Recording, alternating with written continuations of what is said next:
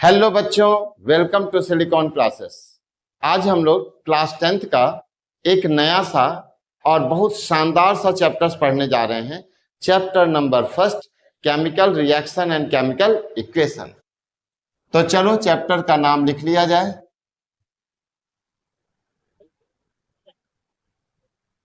Chapter first, chemical reaction and equation.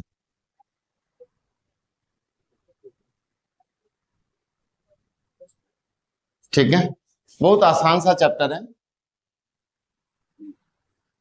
सबसे पहली बात, केमिकल रिएक्शंस क्या होता है। तो बेटा जी, हमारे आसपास बहुत सारे एग्जांपल्स हैं जहां पर केमिकल रिएक्शंस हो रहा है। जैसे आप घर में मम्मी को सब्जी बनाते हुए देखे होंगे। मम्मी ने आलू लिया, बैगन मिलाया, मसाले डाले, पानी मिलाए और उसके बाद सब्जी तैयार। वो भी एक केमिकल रिएक्शन ही है। आप यदि ध्यान से देखो तो हमारे एटमॉस्फेयर में बहुत सारे गैसेस हैं। वो गैसेस भी आपस में रिएक्शन करके रिएक्शंस बनाते हैं। आप एक गिलास वाटर लेते हो, उसमें आप रूअफ़ज़ा मिलाते हो, गर्मी आ रही है, थोड़ा चीनी डाल करके हम लोग उसका एंजॉयमेंट लेते हैं। वो भी क्या है बेटा जी, एक केमिकल रिएक्शन ही है। तो हमारे आसपास एवरीथिंग जो है वो केमिकल रिएक्शन ही है। एक केमिस्ट्री स्टूडेंट के लिहाज से यदि देखा जाए तो मेरे सराउंडिंग में जितनी भी चीजें हैं वो सब केमिस्ट्री ही है, और केमिस्ट्री में केमिकल रिएक्शन ही होता है। तो सिंपली केमिकल रिएक्शंस के मैंने आपको बहुत सारे एग्जाम्पल्स दे दिए। तो कॉपी में क्या लिखेंगे सर, ये तो आपने समझा दिया आसपास ये वो। कॉपी में ऐसा लिखोगे तो सारे तुम्हारे टीचर्स काट देंगे, बोले समझाने आए हैं यहाँ पर। तो बेटा जी, केमिकल रिएक्शंस क्या होता है। केमिकल रिएक्शंस का मतलब होता है जहां पर दो सब्सटेंस आपस में रिएक्शन करे। दो से ज्यादा भी आपस में रिएक्शन कर सकता है, और जब वो रिएक्शन करता है तो कुछ नया सब्सटेंस बनता है। और जो नया सब्सटेंस बनेगा ना, उसकी प्रॉपर्टी पुराने वाले से अलग होगी। आओ पहले हम लोग एक एग्जाम्पल समझते हैं। आप सभी ने देखा है, जाना है कि हाइड्रोजन गैस है ना।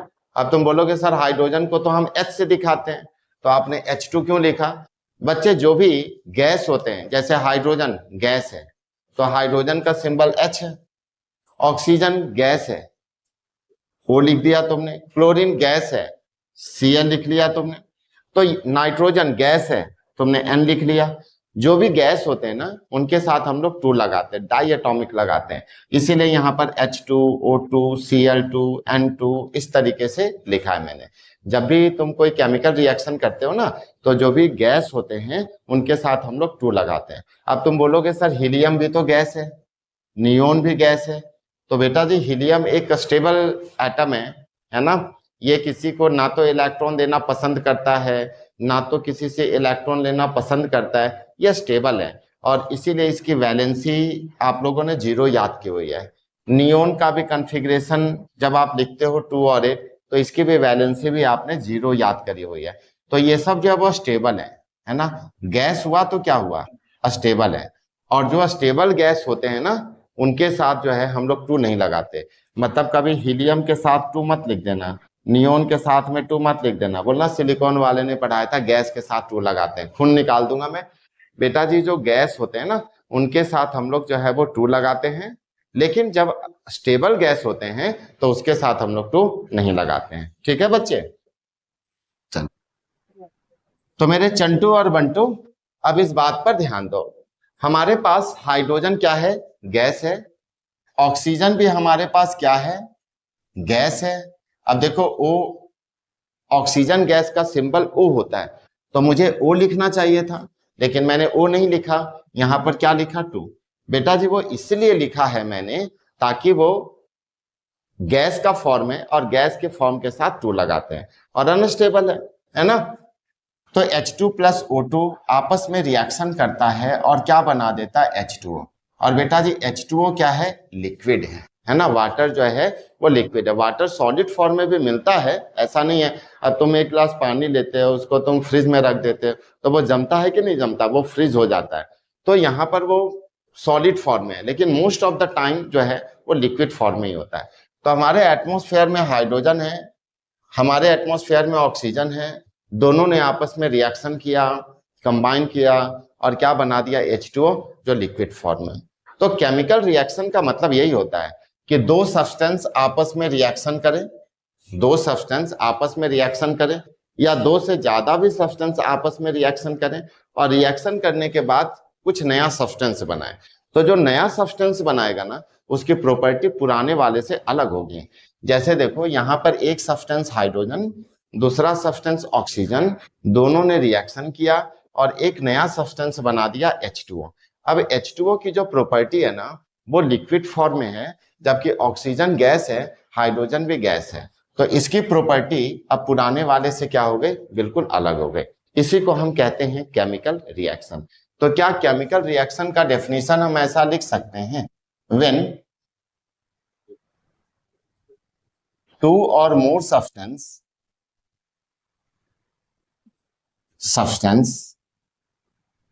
react with each other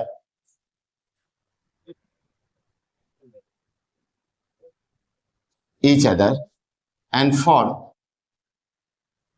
react with each other and form new product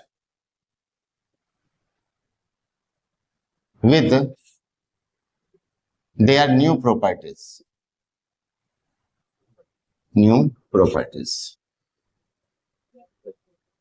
is called combination reaction, sorry, is called chemical reaction। Combination तो आएगा बच्चे अभी, केमिकल रिएक्शन। तो ये हमारे पास केमिकल रिएक्शंस का क्या है, एक डेफिनेशन है। इस डेफिनेशंस को लिखिए और स्कूल में जब टेस्ट होगा तो उसमें 1 आउट ऑफ 1 मार्क्स ले आइए, है कि नहीं। और ये इसका क्या हो गया, एक एग्जाम्पल हो गया। ऐसे बहुत सारे एग्जाम्पल्स लिखे जा सकते हैं। इस चैप्टर्स में हम लोग को बहुत सारे रिएक्शंस लिखने, वो सब के सब केमिकल रिएक्शंस के अंदर ही हमारे पास आएंगे। ये तो जस्ट एक समझाने के लिए मैंने आपको एग्जाम्पल बता दिया, और मैंने पहले कह दिया हमारे आसपास सारे क्या होते हैं बेटा जी, केमिकल रिएक्शंस ही होते हैं। आई होप आपको केमिकल रिएक्शंस का मतलब समझ में आ गया होगा। बच्चे केमिकल रिएक्शन जो होते हैं ना, वो कई तरीके का होता है। केमिकल रिएक्शन जो है वो कई तरीके का होता है। तो जब आप और बड़ी क्लासेस में आओगे, 11th क्लास में जाओगे, 12th क्लास में जाओगे, जब आप ग्रेजुएशन करोगे, मास्टर्स डिग्री करोगे, तो वहां पर केमिस्ट्री में रिएक्शंस के टाइप जो है आपको डिफरेंट मिलेंगे। आप अभी काफी छोटे क्लास में हो, ठीक है। नहीं सर 10th में हम सीनियर हैं। बेटा जी सीनियर तो हो, लेकिन क्लासेस वाइज तुम क्या हो, अभी भी छोटे हो।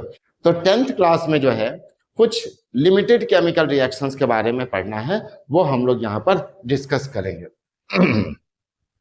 तो मैंने यहां पर लिखा टाइप ऑफ केमिकल रिएक्शन। कौन कौन से केमिकल रिएक्शन है सर, हमें क्या क्या पढ़ना है। तो बच्चे एक केमिकल रिएक्शन है पहला, जिसे हम लोग कहते हैं कॉम्बिनेशन रिएक्शन। एक दूसरा रिएक्शन है जिसे हम कहते हैं डीकॉम्पोजिशन रिएक्शन।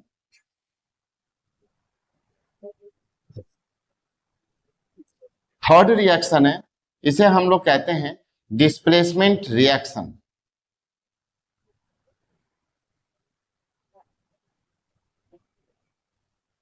एक फोर्थ रिएक्शन है जिसे हम लोग कहते हैं डबल डिस्प्लेसमेंट रिएक्शन।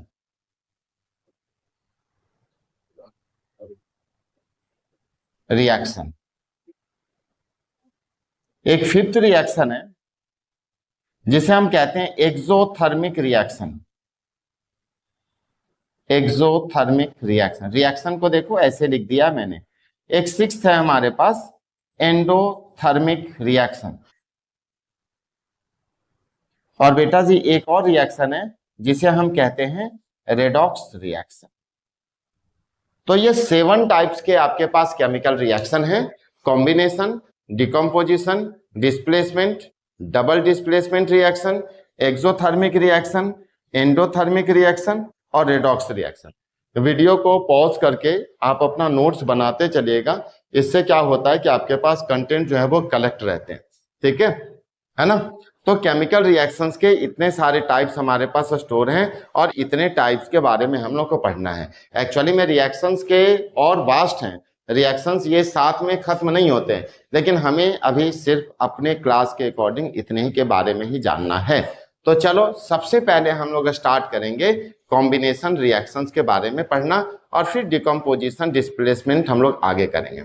तो चलिए हम लोग स्टार्ट करते हैं कॉम्बिनेशन रिएक्शन। तो मैंने यहां पर लिखा एक्सप्लेनेशन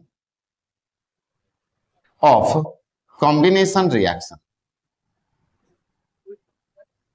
कॉम्बिनेशन रिएक्शन है ना, मतलब कॉम्बिनेशन रिएक्शन क्या होता है।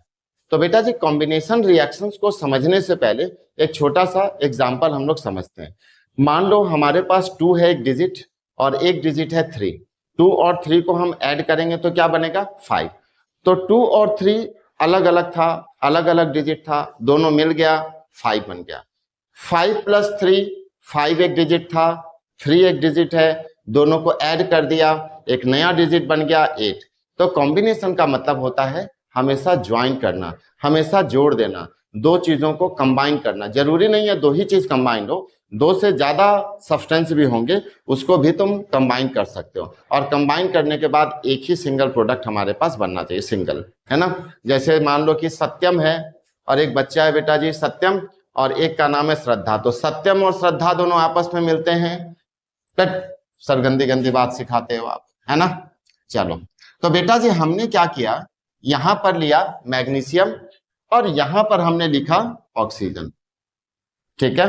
तो मैग्नीशियम ऑक्सीजन के साथ में रिएक्शन कर रहा है, तो एक सब्सटेंस है मैग्नीशियम और एक सब्सटेंस है ऑक्सीजन। अब फिर से ये मत सोचना सर यहाँ ऑक्सीजन का सिंबल तो O होता है, आपने यहाँ पर 2 क्यों लिख दिया। बेटा जी ऑक्सीजन गैस है, डाई एटॉमिक फॉर्म में रहता है, इसीलिए यहाँ पर 2 लिखाया। अब दोनों ने आपस में रिएक्शन किया, तो सत्यम और श्रद्धा के जैसा कुछ नया बनेगा कि नहीं बनेगा। तो बेटा जी नया बना ना, यहां पर क्या बना MgO। अब तुम बोलोगे सर ये कैसे आया, तो बेटा जी Mg की वैलेंसी क्या होती है +2, ऑक्सीजन की वैलेंसी मैंने क्या याद करवाई हुई है आप सभी को -2। ये सब कैंसल होगा, है ना, 2 1 जा 2, ये 1 यहां पर आएगा, ये 1 यहां पर आएगा, Mg1 O1 हो जाएगा। तो हम 1 और 1 लिखते नहीं है, ये हमारे पास क्या हो गया MgO। रिएक्शंस को थोड़ा हम बैलेंस कर लें बच्चे। यहां पर आप देख रहे हो कि ऑक्सीजन 2 है और यहां पर हमारे पास ऑक्सीजन कितना है 1। देखो ये 1 है और ये 1 है, तो 1 × 1 हमारे पास एक ही ऑक्सीजन तो हुआ। तो यहां पर हम ऐसा करते हैं 2 लगा देते प्यार से, है ना। तो 2 को 1 से मल्टीप्लाई करेंगे तो ऑक्सीजन कितना हो जाएगा 2। तो इसीलिए यहाँ पर 2 और 2 ऑक्सीजन यहाँ पर इक्वल हो गए। मैग्नीशियम कितना है यहाँ पर 2, यहाँ पर हम कितना लगा देंगे 2। तो बेटा जी यहाँ पर भी मैग्नीशियम जो है वो अच्छी तरीके से बैलेंस हो गया।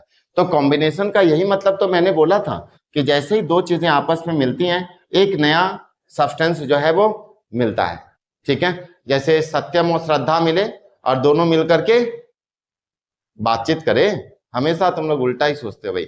तो दोनों जो है रिएक्शंस करें और एक नया सब्सटेंस का जो है वो फॉर्मेशन कर देते हैं, यही है हमारे पास कॉम्बिनेशन रिएक्शन। तो कॉम्बिनेशन रिएक्शन में तुम ऐसा कह सकते हो ना कि जब भी 2 सब्सटेंस या 2 से ज्यादा सब्सटेंस जब आपस में रिएक्ट करते हैं तो एक नया सब्सटेंस बनता है, और जो नया सब्सटेंस बनता है बेटा जी उसी को हम लोग कहते हैं, जो सिंगल प्रोडक्ट बनता है हमारे पास में उसी को कॉम्बिनेशन रिएक्शन कहते हैं। 2 मिलकर के एक बनाएगा या 3 मिलकर के एक बनाएगा, दैट इज कॉम्बिनेशन रिएक्शन। अच्छा मैग्नीशियम रिबन के बारे में ना एक बहुत ही इंटरेस्टिंग बात है। मैग्नीशियम रिबन मैं तुम लोग को दिखाऊं कैसा होता है, शायद मेरे पास रखा हुआ हो, यस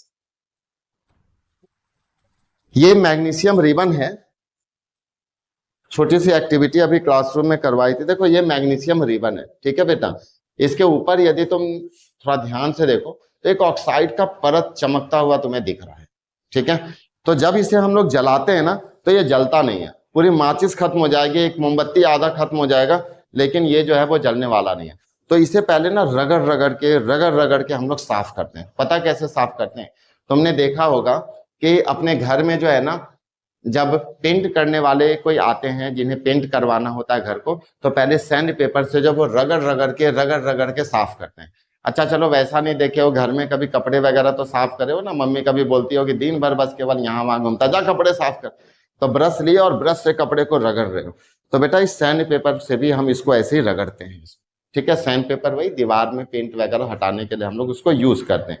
तो हमारे पास सैंड पेपर तो नहीं है, हम कोई भी नॉर्मल पेपर लेकर के इसको खूब रगड़ेंगे, ठीक है। तो इससे इसका जो शाइनिंग सरफेस है ना बच्चे पार्टी, इसके ऊपर का ये वाला जो लेयर है, ये बिल्कुल व्हाइट चमकता हुआ जो दिख रहा है, ये मैग्नीशियम ऑक्साइड का लेयर है, ये हट जाएगा। और उसके बाद इसको जब हम जलाएंगे ना तो एकदम मक्खन की तरह फटाक से एकदम जो है वो जल जाएगा।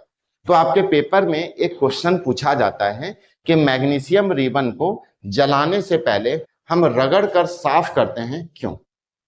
क्योंकि मैग्नीशियम रिबन के ऊपर एक ऑक्साइड का लेयर जमा हुआ होता है, मैग्नीशियम ऑक्साइड का लेयर डिपॉजिट होता है, उसको हम हटाएंगे तब जाकर के जलाएंगे तो वो जल्दी हट पाएगा। अब किसी जगह पर गंदा रहता है तो तुम वहां जाकर ऐसे ही नहीं बैठते हो ना, पहले साफ करते हो, चमकाते हो, कपड़ा गंदा हो जाएगा। तो बेटा भी इसको भी हमें बर्न करना है, तो पहले रगड़ के साफ कर देंगे और उसके बाद जो है इसको बर्न करेंगे तो ये आसानी से जल जाएगा। तो यहाँ पर नोट में आपको एक बात रखनी है ना कि व्हेन मैग्नीशियम रिबन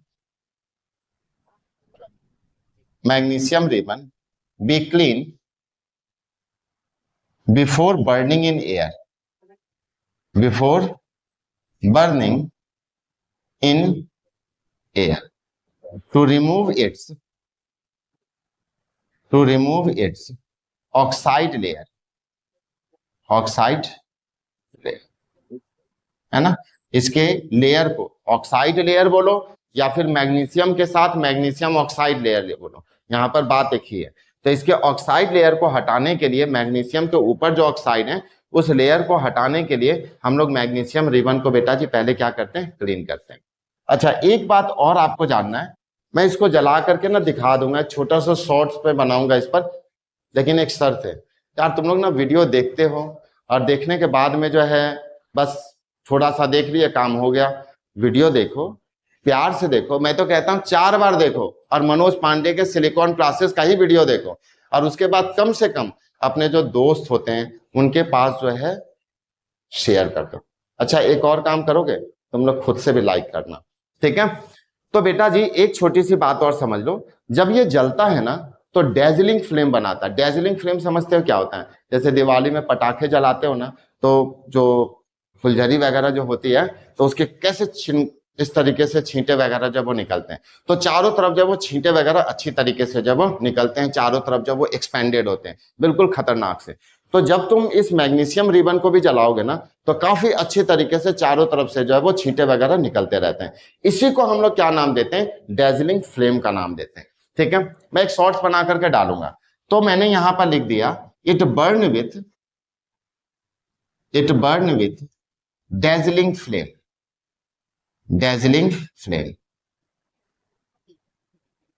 तो बेटा जी ये जो रिएक्शन होता है ना, ये एक्सोथर्मिक इन नेचर भी है ना। मतलब जब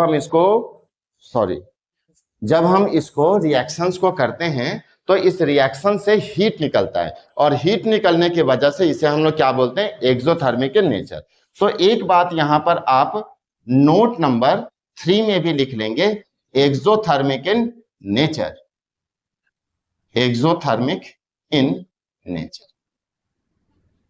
तो कॉम्बिनेशन रिएक्शन से क्या क्या क्वेश्चंस पूछा जाता है मैग्नीशियम के ऊपर में?